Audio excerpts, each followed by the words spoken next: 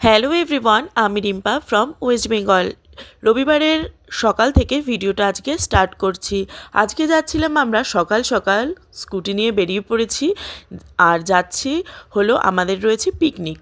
রবিবার মানেই তো শীতের আমেজ প্রায় শেষ হতে চললো। আজকে না আমাদের এদিকে ভালোই কুয়াশা পড়েছে জানো তো। আর যখন সকালে বেরোচ্ছিলাম প্রায় ঘড়ির কাঁটায় তখন বাজে 9টা। তো এই যে গিয়েই দেখো ফার্স্ট ব্রেকফাস্ট দিয়ে দেবে আমাদেরকে, আর ব্রেকফাস্টে ছিল পাউরুটি, লাড্ডু, কলা। আর এখানে রান্নাবান্নার সরঞ্জাম চলছিল, তোমাদের দাদাভাই দেখছিল। তারপরে তোমাদের দাদাভাই দেখো স্যালাড কাটতে চলে গেছিলো। আর ওখানে গিয়ে তো খুব মজা করেছি, এই যে আমরা খুব আনন্দ করেছি। আর এদিকে রান্নাবান্না হচ্ছিল, তার ভিডিও ছোট ছোট করে নিয়েছি। এদিকে হচ্ছিল রাইস, বেগুনির জন্য সরঞ্জাম, এই যে বেসন ফাটিয়ে রাখা, বেগুন কাটা রয়েছে, সব কিছু রেডি করা হচ্ছে। আর গরম গরম বেগুনি, তোমাদের সাথে মেনুটাও শেয়ার করব।